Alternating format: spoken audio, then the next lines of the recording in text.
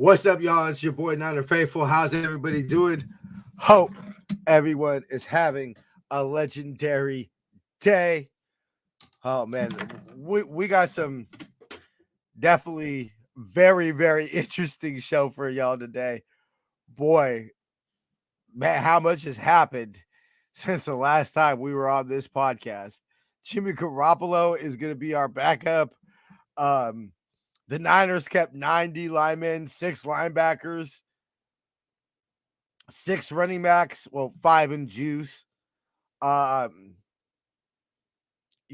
this is going to be a very interesting show we got going for y'all today. Jason, of course, is in the green room right now. But before we get started today, we, of course, have to remind you to help out Niner Faithful Radio by using our 10% discount code at shop49ers.com. All you have to do is click on the link in the description of the podcast or this video.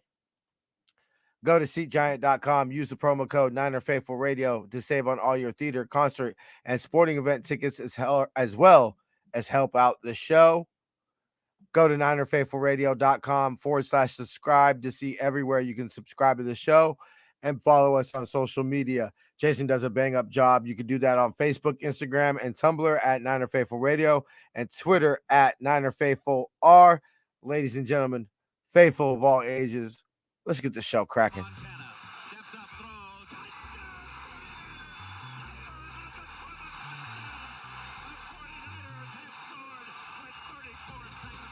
You are now listening to Niner Faithful Radio, the show for the faithful, by the faithful.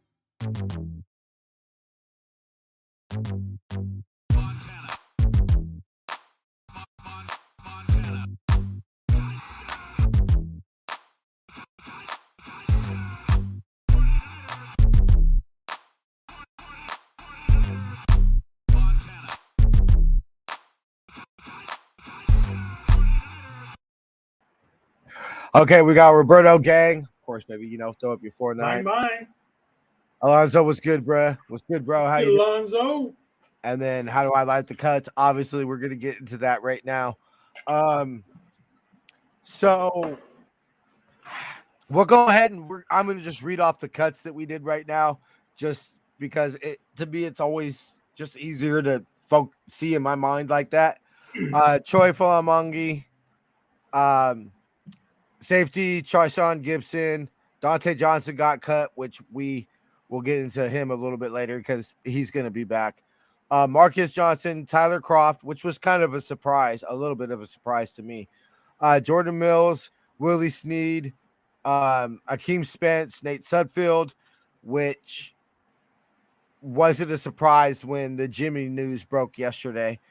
Tomoko Ture, which Jason and I both were a shock. Malik Turner, who I thought was going to make it as a 6th receiver. Jordan Willis, who was a little bit of a surprise. But if you told me we were only going to keep 9 D linemen, wouldn't it have been? I thought he was like 10, 11-ish. And then the following players have been waived. Kenneth Atkins, Alex Barrett, who I believe both will be probably back on the practice squad. Tariq Castro Fields, who to me just needs a year of not development, but a year just to get stronger. He looks way too small. So he'll develop on the practice squad. Alfredo Gutierrez, who will be back on the practice squad. JaMycal Hasty, who, fingers crossed, makes it to the practice squad. Taylor Hawkins, Quantrez Knight, that was a little bit of a surprise. Tay Martin, Marcel McCray Ball, who I pray to God comes back on the practice squad. Salon Adobe, Jason Poe, who let's take a moment. Moment of peace. Or moment of silence, please. Man. Yeah, that would kind of hurt a little bit. And Justin School, not a surprise at all. And Keaton Sutherland, not a surprise at all. So obviously the 53, we'll just go position by position, give y'all our thoughts. We'll scroll up right here. Hold on, TJ. Give me a second.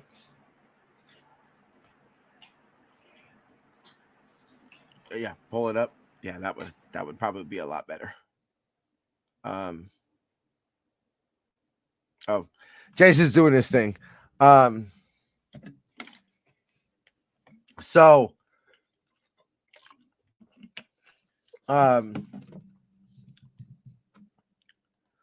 let me know in the comments, Roberto, Alonzo, everybody. What do y'all think about the cuts? First, let's talk about the Jimmy news. I mean, where did this come from? We've been saying all offseason that they were going to cut Jimmy. I mean, that's what I thought, because nobody was going to trade for him. So my worry is not for the 2022 Niners, because this is honestly the best thing that could happen for the 2022 Niners, because if Trey's not ready, then you still have a chance to save the season. You know, now there's issues with Jimmy being the backup itself and readiness and all that, but I mean, fine, Jimmy knows the offense. It's not like Jimmy has to come in and learn the offense. And fine, he's worked with Debo and everything like that. I mean, he's a backup, so. And really, honestly, this offseason, how much work would he really have gotten with Debo? So, to me, I understand that it's the best thing for the 2022 Niners is to have Jimmy as a backup. We have the best backup in the NFL. I'm glad we kept Jeff Wilson. Running back room so deep. Hasty was a casualty, but somebody had to go. Yeah, I totally agree with you, Roberto. Okay, Jason's back. Hello. Yeah, Sorry, we're having issues in the house today. Yeah, no. I already know what's up, bro. I was just saying we were just getting into the Jimmy. The Jimmy-ness. I mean, just going right to the jump, huh? Yeah, I figured just go for the jugular. Why not? Don't bury the lead, as they say.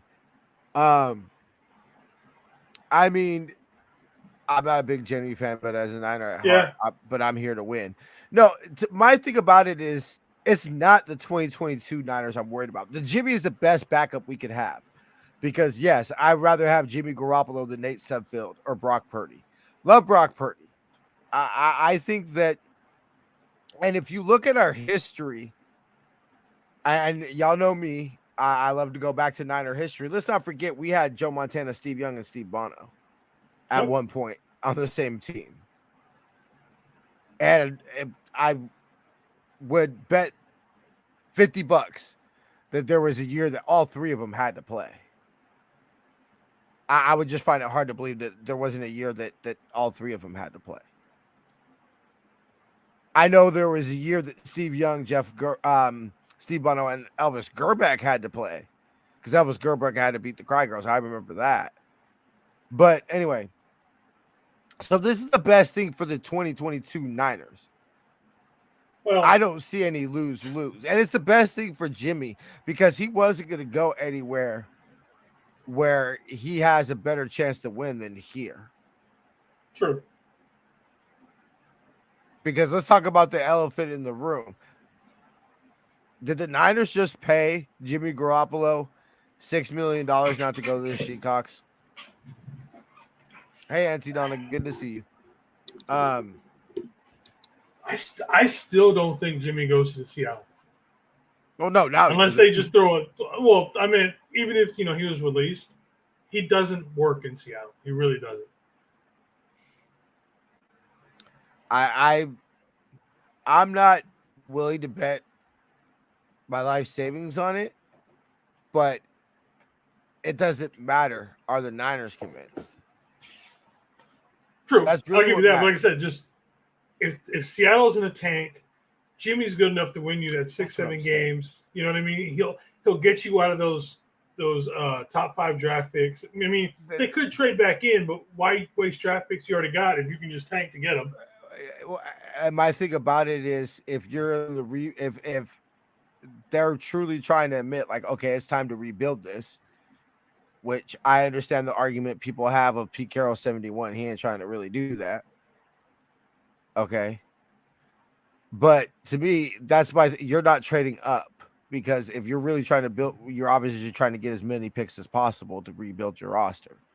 Yeah. So, yeah, I agree with you in the sense of that, you know, I mean, would Pete Carroll sign Jimmy Garoppolo to try to have him beat him 2 weeks?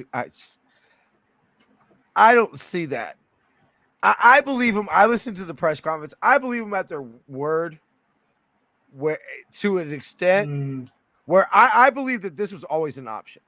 I believe that it was always on the table, that they said, hey, Jimmy, you can't get your 24 million or 16 or whatever you feel that you want to get, which Kyle did say. We would, he said this, we would love to have you as a backup. I believe that there was discussions always on the table about that. Hey, our plan is to trade you. We think that's best for both of us. But because your shoulder surgery, whatever. And fine, you could say it finally got to the point today or yesterday, but today essentially was going to be the deadline between, hey, is Jimmy Garoppolo going to be on the Niners or not?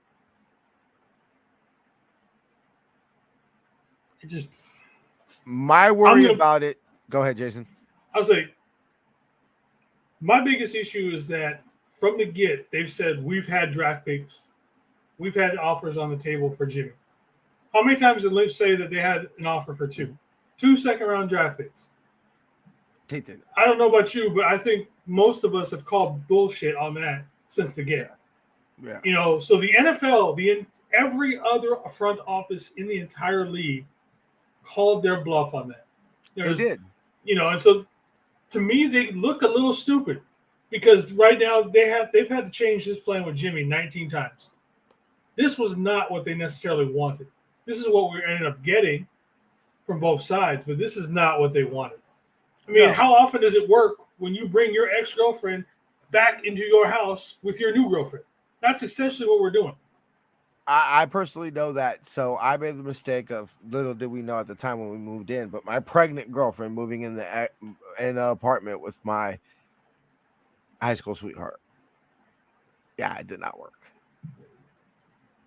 That's kind of what we've done. To me, the thing that worries me the most, and we'll keep it to 2022, is what happens when the veterans in this room were 2-3, 2-5, 3-3, whatever it is.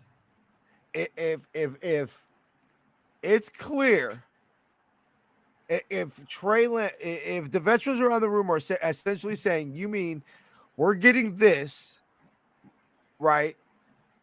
And we have Jimmy Garoppolo, who whatever you want to say about him, is beloved in that locker room. No, I don't get it. For a 6th round pick, 7th, 5th, whatever the hell you were offered. Because to me, and it's, I mean, what does this say? I just don't understand why you would bring him back. Like, what are you going to do, Kyle, when Trey struggles and people start looking at you and saying you're having Jimmy on the bench? I mean, I think it's completely what are you going to do as to what's going to happen. And so what does that do for the future? I mean, fine, if we win number 6, nobody gives a fuck. And yeah, I will admit, I do. If Trey, heaven forbid, sprains his ankle or something like that, yeah, thank God. If week 3, if the game I go against Denver, he sprains his ankle and Jimmy's got to start against the Yams, am I more confident against that than Nate Sudfeld or Brock Purdy? Oh, Fuck yeah. I'm going to thank my lucky stars we have Jimmy Garoppolo on the roster. But that's not necessarily what's concerning me. What's concerning me is the natural rookie struggles that Trey's going to have. And no matter how best buds they are, either Jimmy Garoppolo is not the type of competitor we think he is and doesn't want to be a starter that damn bad. And honestly, if I'm an NFL team and think you're just okay with being a backup. What's up, Kim? How you doing? Kim? Good to see you. Like, Well, so, like Jimmy's defense, which we all know, do you Jimmy wanna go to Garoppolo's a a shit competitor. show? Do you want to go to a shit team, honestly, and just get your ass kicked constantly? No, I mean, you know, I could see it. It makes sense. And like I said, it's the best thing for the 2022 49ers. but is it? But what's happening in 2023? So we're supposed to be like now. Oh, now Jimmy's gone. Okay. Now Jimmy's going to get those offers. Okay, so not even trade. Right? So Jimmy's going to get some offer next year that he wasn't going to get this year. Well, it would be easier to sign him, so yes, because he wouldn't be on a roster. So yes, he would get offers that he wouldn't have gotten this year. Tuesday. You know, maybe not necessarily to one of the best teams, but he will get better offers than what was offered to the 49ers. You can almost say he's saving himself. I'm sorry? I said you would know better than I. But is Jimmy Garoppolo going to be the best available free agent quarterback next offseason? I would assume so. I'd have to look at everybody's contract, but I would assume You'd off the probably top have of my to- head. I'm sorry? That's how I would assume off the top of my head, because if you got better than Jimmy Garoppolo, you're probably not letting him go. True. So let us know in Unless the you- comments what you think. Okay, well, think about this one. What about the Panthers? You got Sam Darnold, Baker Mayfield, and then because who knows what the hell they're doing at quarterback? No, I don't think they even know. Jimmy would have been good on that team. I don't think the Panthers aren't going to be great, but they're a team that has good young pieces. Say Baker goes out. Obviously, Sam Darnold's not going to be their future.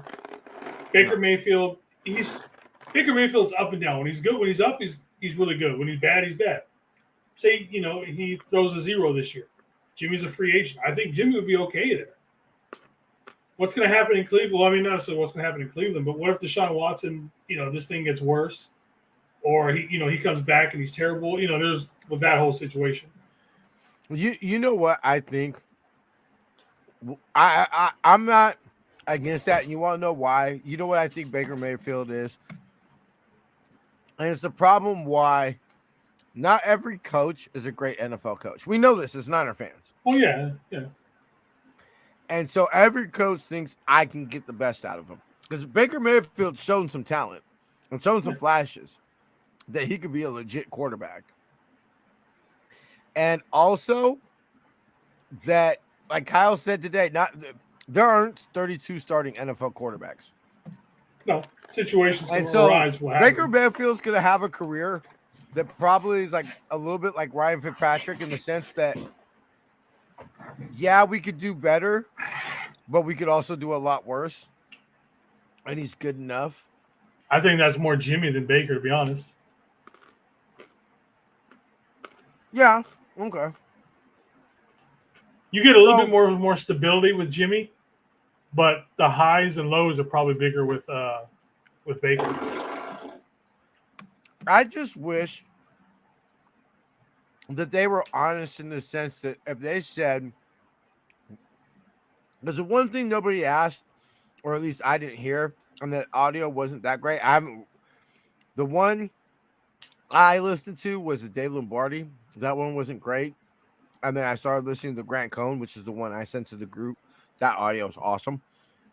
So that's the one I will listen to after the show. But I haven't heard anybody address is, the tutelage of Jimmy in the sense that, hey, do you think that is this move partly to do with you think that Trey can benefit from Jimmy Garoppolo as a backup in the sense that Nate Sudfeld, Trey Lance within a few weeks will throw more NFL passes than Nate Sudfeld. I'll probably And do it do you before the end think of the first half in the first game. Yeah. Might already in his NFL career. Are you asking if Probably- Jimmy's a better teacher? Probably, definitely. If he hasn't thrown more passes, Trey Lance probably has more snaps. So were you going with Jimmy as to can he learn more from Jimmy? Well, That's what I mean, I'm I think that's an obvious yes. I mean, Nate Doesn't say Sudfeld that. might know an offense, but he doesn't necessarily know how to play an offense. You know what I mean? No, and I mean, let's be real. When Aaron Donald, buries you in the ground one time, and Jalen Ramsey, because if you're the Yams, do you put Jalen Ramsey on BA or Debo? I think that goes on depends on down and distance. There's too much to go. You Money can't down. just say Money down. money down, Debo. Okay. So Game on the I line, think it's- Debo. I think it's gonna be BA. And this is why. Because I have a feeling that that's where Trey's gonna go. Trey's money this year is gonna be BA. Well, yeah. And so Trey's gonna have to have the cojones to do some things and this is the one thing about Jimmy I love and I adore. Was Jimmy had ice water in his veins after he fucked up. Yeah. People won't give him credit for it, but And if I think we hadn't been, if that Emmanuel Sanders throw would have been, let's say, there had been 6 minutes left in the fourth quarter or 8, and momentum that hadn't killed the momentum, I think Jimmy bounces back from that drive.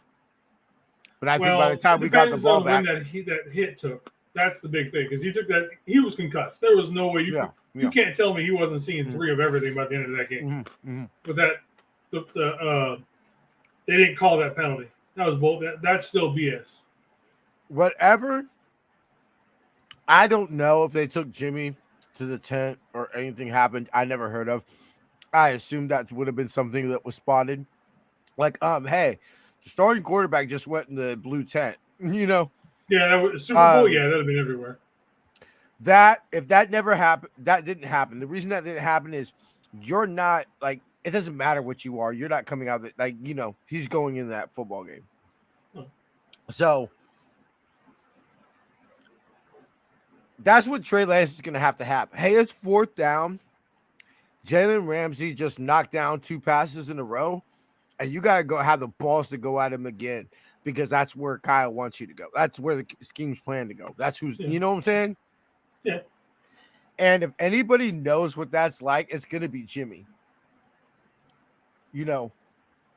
It's regardless of whatever the result was, stepping onto a field, taking the huddle for a game-winning drive in a Super Bowl,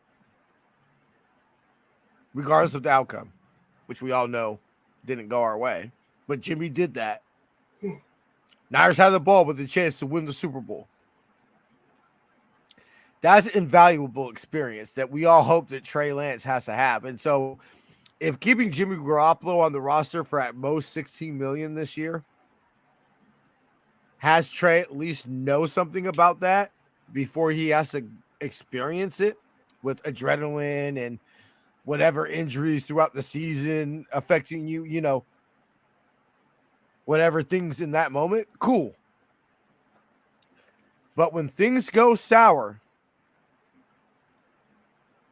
what does this do? That's the ultimate question. Well, all we've heard was all the great things about this roster and the things we went through last year and everything like that. That's good. That's what happens when you're winning. You know, winning deodorizes a lot of shit. That it does.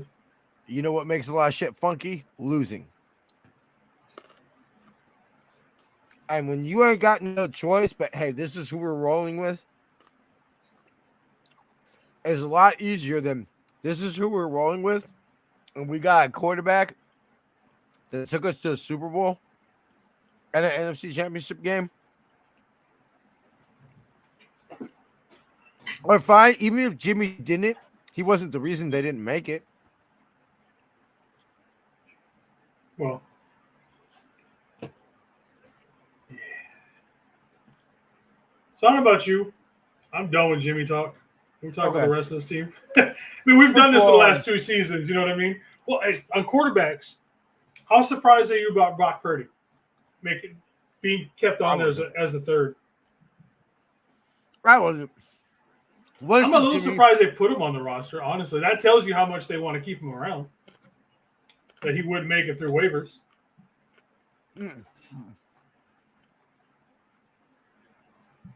I think that was he had shown too much. Yeah. And quarterback play is too. There were some teams, I bet you, that would have took Brock Purdy had they have the last pick in the draft. He's a lot better. Like I said, when you talk about a polished quarterback in general, I know he doesn't have necessarily the biggest arm and all this kind of stuff, but when like the stuff you're talking about with Trey that he has to learn, will he be willing to make that throw in the tight window, in a championship type game? Yeah. Purdy's done all that. Again, 4-year starter. So while he almost like you need to combine Trey and Purdy. Like Purdy needs Trey's athleticism, and then Trey needs Purdy's knowledge. Like you need to combine them in like Voltron or something. If you combine them, you would ideally have the best young. They need to do the fusion dance with Vegeta and Goku. That's what they need to do. You're on your own about that one, bro. But I fully agree with you. And you know what? Honestly, you just sprung something in my head that it's probably good for Brock Purdy and Jimmy Garoppolo to be in the room too. Well, yeah, he's Jimmy Garoppolo light right now. I think the idea is Brock Purdy would be a better backup next year than Nate Sudfeld. Yeah. So, and I don't think Jimmy's arrogant enough or cocky enough. Like, I don't think he's going to pull a Brett Favre or an Aaron Rodgers where he's like, I ain't teaching you shit. It's already been said. He's willing to teach. I mean, as much as we thought Debo was humbled by the trade offers the Niners got for him during the draft, it's not really that. I mean, let's be real. If Jimmy Garoppolo was as wanted as some people think he was, he wouldn't be a Niner right now. Yeah. So, I mean, if you want to be a stick in the mud and, fuck you, I ain't doing shit, and in the locker room talking about, I took this team to the Super Bowl. I'm just saying, like, wow, Trey, I could have made that throw. Right. Now, let's be real. There are going to be way more plays this year where Trey's going to wink at Jimmy and say, you could have done that. Let's be real. Let's hope. But, okay, cool. I fully agree. Brock Purdy is a 2023 move. Yeah. If you he's combine the backup of the future. Yeah, if you combine Jimmy in 2022, I'm okay with Brock Purdy in 2023. And saying goodbye to Nate Sudfeld. Which obviously already happened. Yep. It's $2 million, but that we don't make that move without that pay cut, because it's now so now we're down to what, $18 million now cap space? Something like that. There is definitely Shanahan said they were not keeping Jimmy Garoppolo at $24 million. And not many teams wanted him at that. Literally no team did. Like or he would be a Niner right now. I would like at the very least, if the Niners said, "Look, the most we'll pay is 16 million," and there was some teams saying, "Hey, we're the, you know, Bears or whatever." Well, not Bears. Sorry. I can't think of a just team. The Steelers. You know, whatever team, and we're gonna pay you any team that would have been willing to pay Jimmy Garoppolo 24 million. He'd be there, not a Niner. Yeah. Because he would have forced his release because he would say, "No, I'm not going to renegotiate my contract with you." So the Niners would have had to release him. So anyway, so my first big surprise, running back / fullback, 6, Elijah Mitchell, Jeff Wilson Jr., TDP, Trey Sermon, Jordan Mason, and Kyle Juszczyk. Big congratulations to Jordan Mason. Yep, definitely. I would, if you're looking for, a sleeper, I don't like to give fantasy advice because I'm not big one, but and never drafted Kyle Shanahan, running back. But if one game, Jordan Mason gets a start or something like that, look for him, because if the Niners formula stays true, Jordan Mason's going to be a Matt Breida, Raheem Mostert, one of those type of backs. We always seem to get some undrafted free agent, and Trey Sermon's not getting cut apparently. And I told you he'd make Jason, it through just thoughts? because of the his draft value or his draft capital. Of course, his status. I mean, draft status. I think what I put in the chat that we had. I was going to have Mitchell, Wilson, TDP, and Jordan Mason. So that's all I had on there. I didn't think Sermon was going to make it through necessarily. But I don't know this. The last game where and I know a lot of it wasn't necessarily him having a bad game because the line was terrible, but there was one play where he was supposed to be blocking, and I think Moore pushed him inside, basically right into his arms, and Trey just Sermon just kind of and I thought, to me, that play specifically spelled his doom. But, well, to me, it's the same issues that we had last year. You're hesitant. Yeah. So it's not, to me, because how can you make this? Because every running back obviously was evaluated under the same line, correct? Yeah. Essentially. So obviously you saw, like, Elijah Mitchell and Jeff Wilson Jr. were pretty safe. Elijah Mitchell was going to make it. Jeff Wilson Jr. I think was pretty safe. Yeah, I had no doubts he was going to make it. So you're thinking of 3 running backs. Little did we know, we thought 2, but 3 running backs.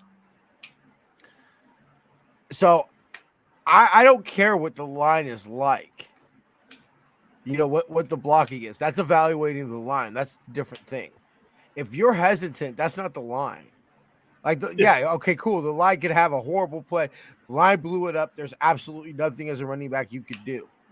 But if you're hesitant to do even the little you can do or whatever, and that's what I saw. So that's I didn't see any proof. Like, fine, came in great shape, looked great. But I think it goes to that part where a lot of people talked about how Shanahan looks at it practice more than these games. It has to be. My thing about it is, cool, you made the roster, but talk to me about who's active. Yeah, true. Because I'm putting up you're putting up TDP before Trey Sermon. Sermon better be on every kickoff and kickoff return. Something, but I'm putting TDP up before him. You talking about to run the ball? Yeah, or no, just to be active for sure. on game day. Just to be active on. Oh, yeah, active, yeah, for sure. I would put TDP on there before Sermon for sure. So, to me, that's basically almost just 1 foot out the door. I mean, because, yeah, So on to the next running back. So we have receiver 5. Once I saw 3 quarterbacks and 6 running backs, I knew we only were going Yeah. to keep five receivers. Literally, it's chalk. Like there's Debo, BA, Juwan Jennings, Ray McLeod, Danny Gray. Yeah, I don't think anybody had, of all the people that I've watched and seen post there, that I think that was pretty much everybody's top 5. Yeah, 6 kind of fluctuated on who it was, but I think everybody expected that for your top 5. That was mine. Turner was. I thought we were going to keep 6. Obviously, thinking we were only going to keep. Oh yeah, if we went 6, I think it would have been Turner as well, definitely. We're going to bring him up again a little bit later when we start talking about some other things. 3 tight ends: George Kittle, Ross Dwelly, Charlie Warner. Not surprised. I thought Warner. I thought if Kraft could show something, I thought Warner might have been, hey, you started just a little too late, couldn't show enough because just how much camp he missed. Yeah, I can but see that. That's probably draft pedigree, and they've seen him in games. They know what he's made of. They've seen him at practice since he's been drafted. They're big on Warner would keeping have got their picked guys. up by another team. I'm pretty sure Warner would have been picked up by another team. Yeah, probably. So, hell, I think even Dwelly would have got picked up by. Dwelly's definitely getting. Yeah, Dwelly's definitely getting picked up by another team. Do me a favor. Do you have anything pulled up with any type of signings that have happened? I don't know if any. Like today, okay.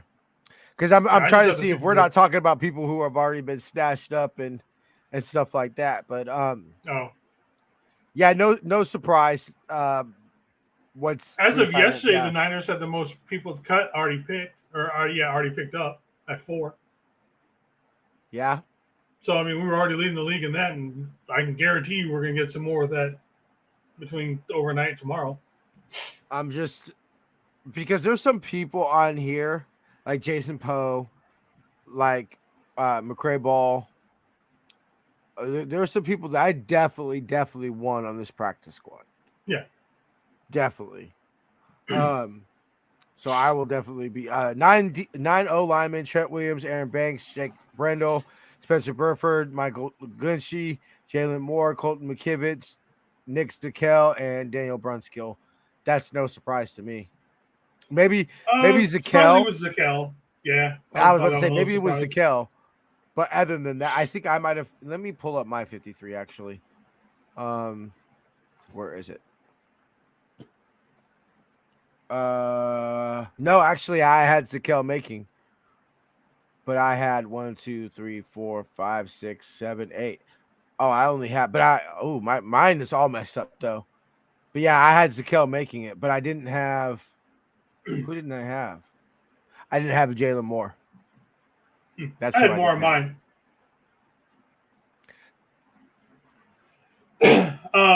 So I thought I was a little surprised with Zakelj because you just didn't hear a whole lot about him in camp. You heard it. He was improving, but there wasn't. And maybe we all bought into the hype of Jason Poe too much that we were a little blinded by everything else.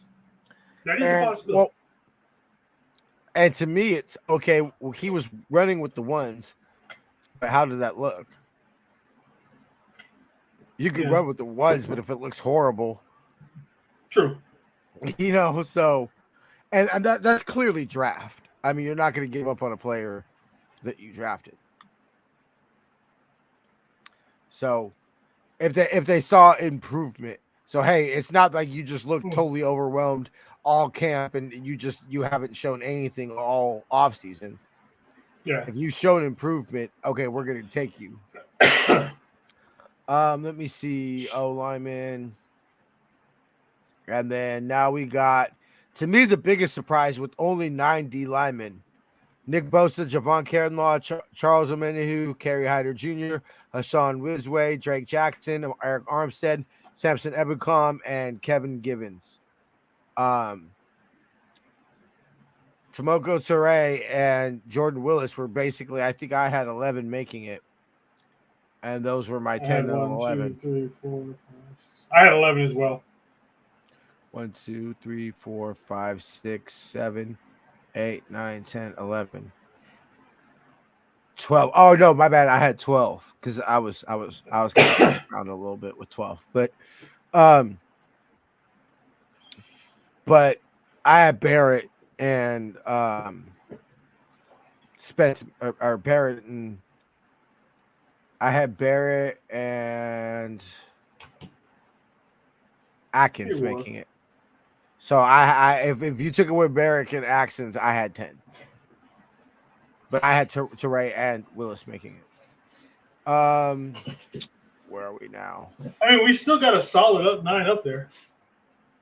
That has to be coming. There has to be somebody has to be sneaking through the practice side.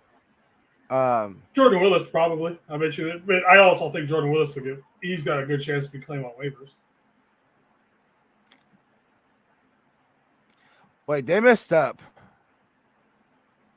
Something's okay. So, as was the case in 2021, the 49ers opted to keep 11 D linemen on the roster this season. 1, 2, 3, 4, 5, 6, 7, 8, 9.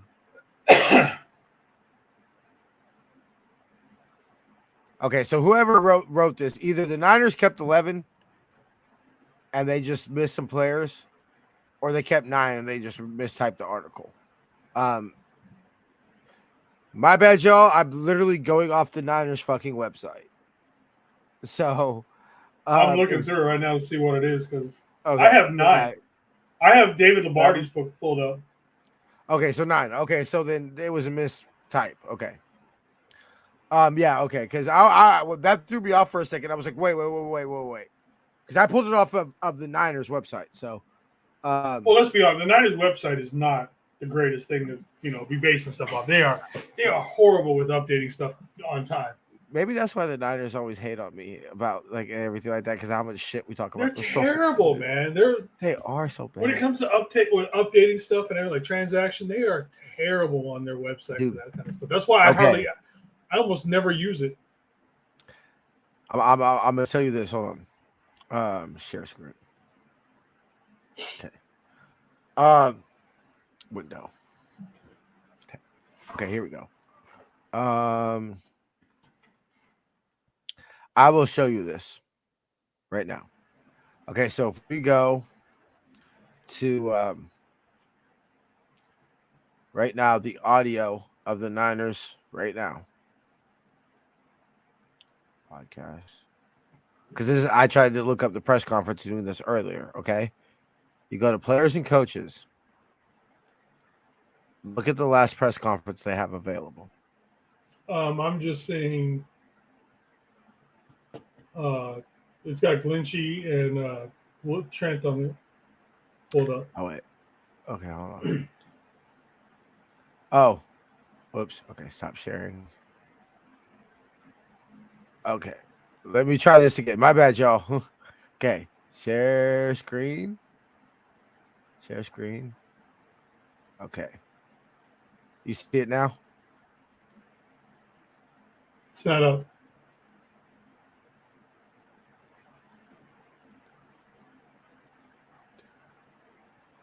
Okay, here we go. You see it now? Okay, Yep, so right here. Okay. Yeah. That's the last press conference they have. They basically so this is horrible podcast. But basically but it doesn't date, so that's why I'm confused. August 29th, 2021. The press so the last preseason game last year, the press conference, they have Jimmy, they have Trey Lance, Javon Kinlaw, all that.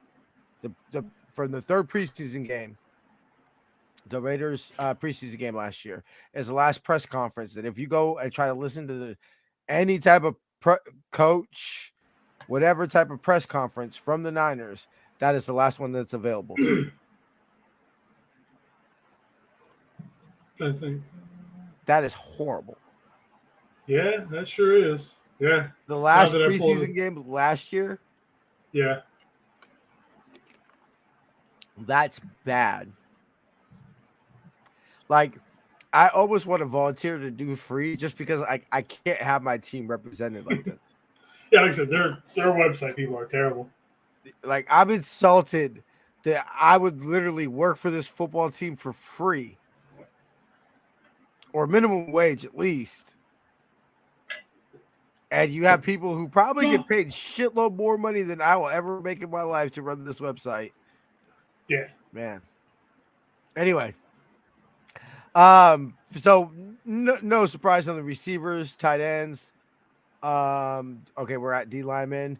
Backers. You and I both, I don't want to say I had an 6, issue with man. this, What the hell? but what the hell, 6? Curtis Robinson or Orton Burks have to be going on IR. Or To bring it back to Curtis and Flanagan. There's no reason we need all of them. And they have to bring in a D lineman. Somebody, there has to be some type of roster move coming because there's no way you keep 6 backers. Yeah, I can't think of another team. Like, why we don't run? We're not. If we run a 3-4, sure, okay, that makes sense. We run a 4-3 for real, and we play so much nickel that. Yeah, exactly. I actually be curious to see. Maybe that's one of the reasons, one of the ways we transition, which Sammy Woback has looked fine. But maybe one of the reasons we ease the transition is we just keep 3 linebackers on the field. Is who's better? That's essentially the question. Is what matchup is better, either Sammy Womack or Azeez Al-Shaair? But again, whatever position we have 6. So yeah, that's the issue. That's bad. That's bad roster building. If you've because I'm sorry, I believe our 10th D lineman would have been better than Curtis Robinson. Tomoka Toure. There's a plan we don't know about. Tomoka Toure would have had more of an impact this year than I believe Curtis Robinson does. I'd even say he probably had a bigger impact than, if you want to take one of the other Burks or Flanagan Foles, whichever you can drop one or the other, and he'd still have more than the other. That guy. I saw this floated around. What if the idea of this is floating around a midseason trade, i.e. 2019, and you say, okay, do we have an injury that we need to make a trade? An injury at corner or something like that we didn't foresee, or is like 2019 was receiver. Do we need to make a trade for interior lineman? Is Jason Poe's not ready and Aaron Banks just ain't in it, and this is wrecking the season. Like, it was clear we weren't. It was clear that trading for Emmanuel Sanders is what got us to the Super Bowl. I don't believe we make the Super Bowl. We make the playoffs, but we don't make the Super Bowl because we don't get the 1 seed without Emmanuel Sanders. It's a hard point to argue. I mean, I think weren't we still in first place at that time? Yeah, we were, I believe, 5-0. So I think I understand what you're trying to say, but I mean, we were still rolling along at that point. But the air game definitely opened up when he got. Yeah, the air game definitely started getting into gear. Because let's believe that was the beginning of the end for Dante Pettis. Looking back. Well, I think the end started sooner than that. But, and then, so then finally, Fred Warner, Azeez Al-Shaair, Dre Greenlaw, Ernie Burks, Curtis Robinson, and Demetrius Flanagan Fowles. And the other thing, real quick, just to bring up what we talked about, is this might be a move for next year. Where you're saying, hey, we're losing Dre Greenlaw, maybe even Azeez Al-Shaair, or some teams just willing to overpay. and the Niners are just willing to outbid the Niners. I wouldn't Um, be surprised if we lose one or the other. Probably, I we're don't think both, losing but one. yeah, for We're sure. losing I'm one. 95% sure we're losing one. I have a big feeling it's Trey Greenlaw. Just I think it's because a toss-up. you have no shot in hell of signing Jimmy Ward. If there's a prayer that you sign Jimmy Ward, you have no shot in hell if you signing Jimmy Ward if you sign Trey Greenlaw. And then you also have Nick Bosa. You also have Brandon Ayuk. If he Yeah. has the type of a season that we think he's going to have. So I think it's going to be Aziz we keep. But corners 5, you got Travarius Ward, Emmanuel Mosley, Samuel Womack, Diamador Lenore, and Ambry Thomas. Which, let's be real, Ambry Thomas probably makes this roster just because he was a 3rd-round pick last year. He just looked like hot shit in the preseason. He's looked like he's regressed so much. He's regressed.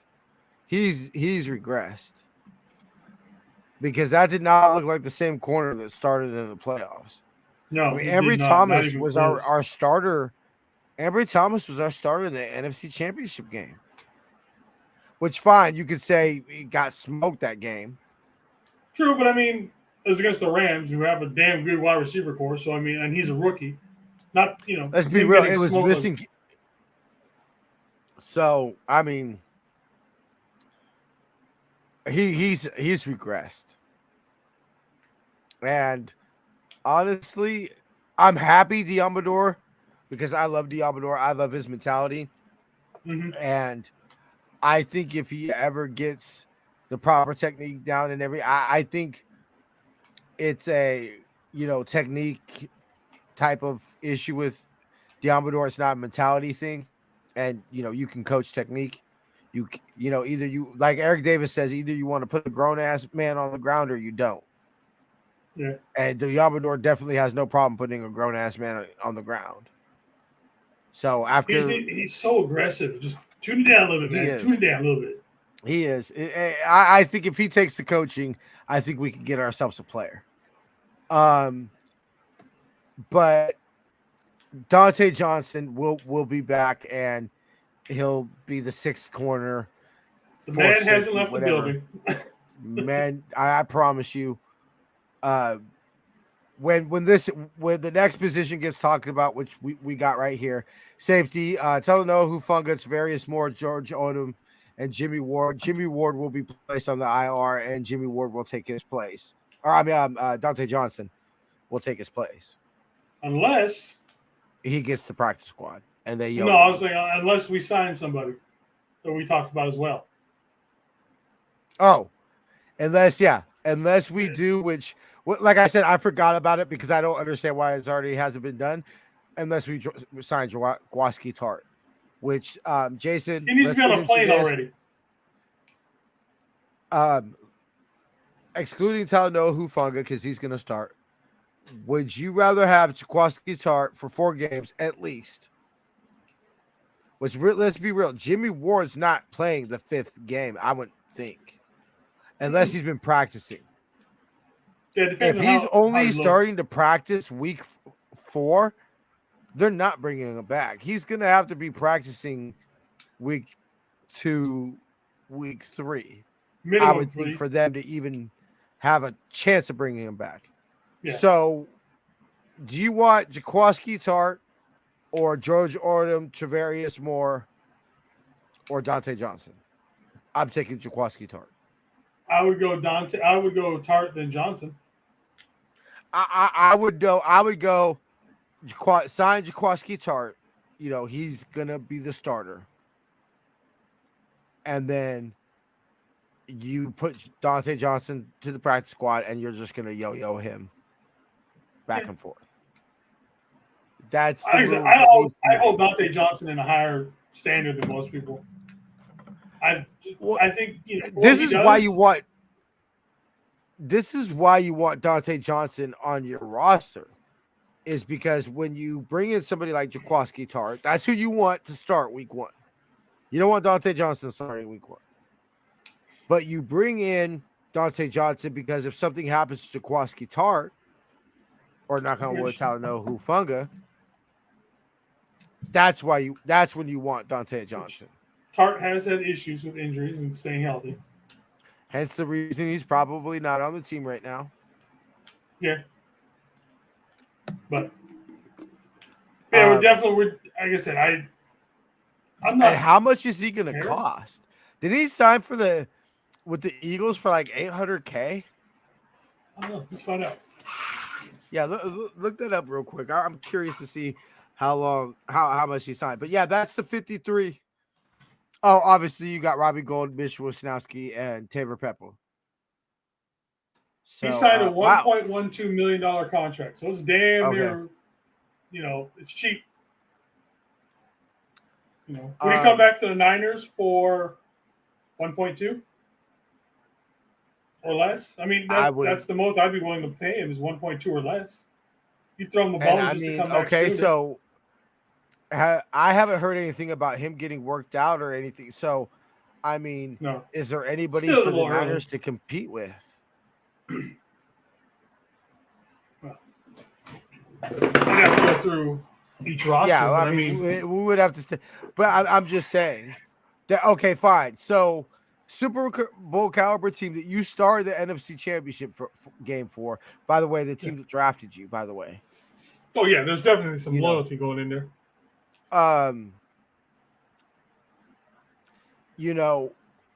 Wants you to come start. There's just better opportunities for him elsewhere. I mean, cool. God bless him if there is. I don't imagine that there is. I haven't heard anything does he want about money a Super Bowl caliber team losing their starting free safety besides us. Yeah. So cool. You want to go make 1.8 for the Lions? Be my guest. The Lions aren't going to be that bad though. Trust me. I think they're going to be that team that sneaks around. Like they're going to be what I think we would have been in 2018 if Jimmy didn't get hurt. Yeah.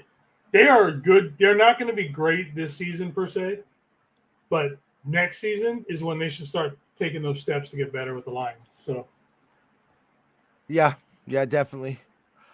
You know what? I must say this. I read somewhere. I have a homegirl that's a Jets fan, and she had posted something on Facebook about fire Saleh already, and the team's not looking, ready. And so, DeMeco Ryans moves on to head coach next year, and we'll end it up at this. DeMeco Ryans leaves for head coach next year, and Robert Saleh gets fired. You bring back Robert Saleh? He's not going to be fired. I can't even entertain that idea because he's not getting fired. Minus him going 0-17, he's not getting fired. I don't know. Fine. So somehow we retain DeMeco Ryans for another year. Saleh gets fired next year, and then he comes back as D coordinator. Okay. Then what are we doing with Vic Fangio hanging out in the building so much? God, I would love that so much. I would that dude. That's been my. Truthfully, honestly, I will say this on record: the right thing to do in 2014 was hire Vic Fangio. For sure. And fine, it might have not been paradise like we think it all might have been, but I think that at least we would have had a little bit more stability. Yeah. I don't think we look for two head coaches in 2 straight years. Fine, he might have been fired in 20. He might have stayed 15, 16, and then been fired in 17. Well, no. Fangio would have stayed 15, 16, 17, probably. But anyway. We don't bottom out like we did, though, with Fangio as head coach. No, we don't. Because I think Justin Smith stays. I think Patrick Willis. I think Justin Smith doesn't retire. I think Patrick Willis doesn't retire. I think we do a better job with I Cap. think I think we put better coaches around him. I think that Chris Culliver doesn't leave. Mm. I think there's some free agents we keep around. So fine, maybe we would have been back to the NFC Championship game. But yeah, well, I know one thing But everybody talk about is like because Vic truthfully, Fangio's only honestly, I coached will a say 3-4. Oh, go ahead. I'd rather say this. I'm happier with Shanahan as our coach. Okay. I'm okay with going through what we went through in 2015 and 2016 to be where we are right now in 2017. Yeah. Because I don't, yeah, I think, and especially you can tell me that's ultimate scenario if Vic Fangio comes back to, D coordinator next year, assistant head coach, D coordinator, whatever you got to say to get him to come back and work for Jed York again. I don't give a fuck what you got to tell him. I mean, the fact that he's hanging around the building shows that it's not the bad blood can't be that bad if he's still there. No.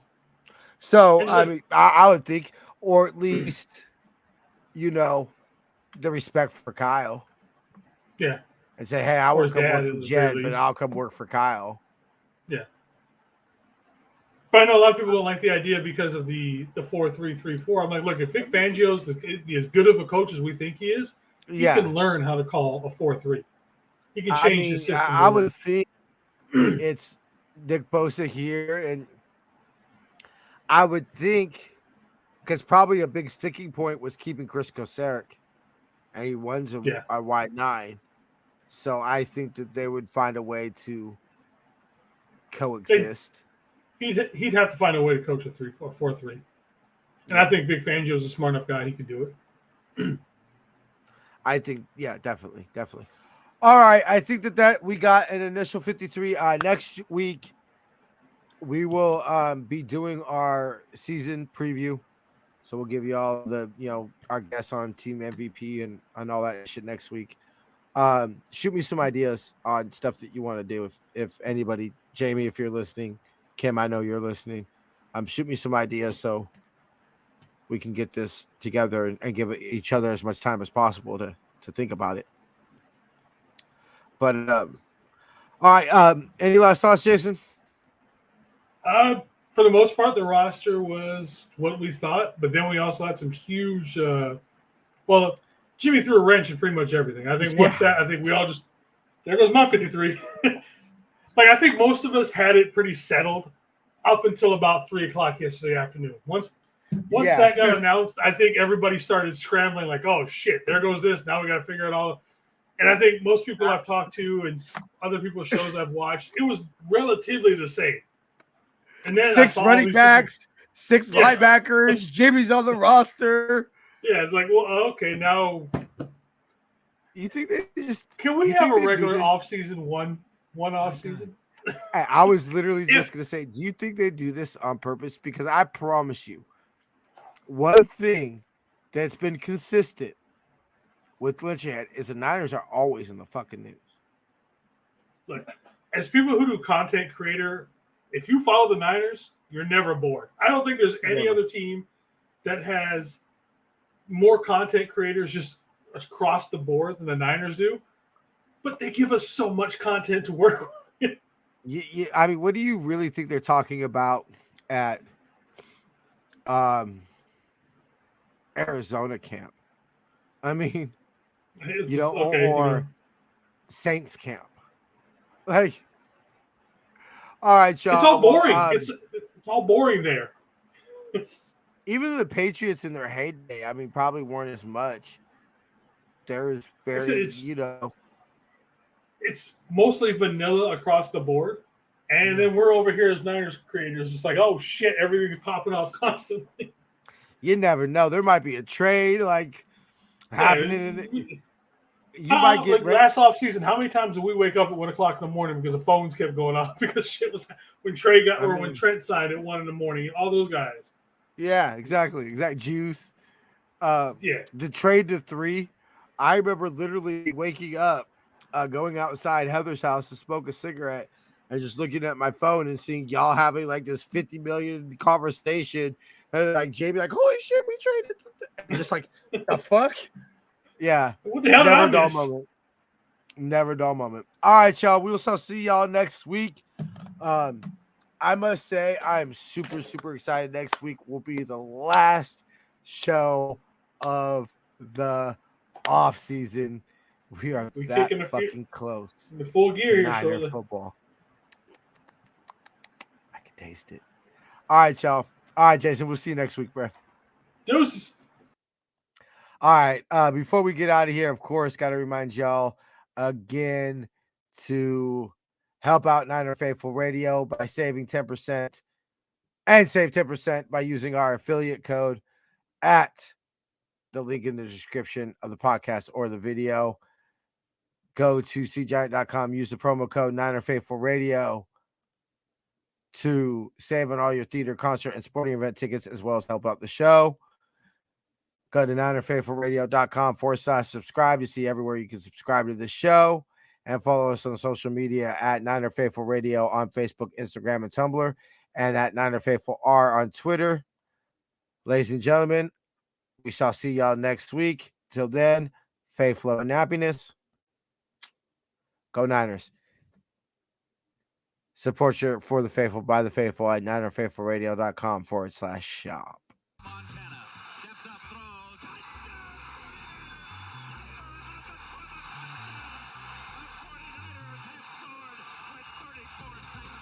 You are now listening to Niner Faithful Radio, the show for the faithful, by the faithful.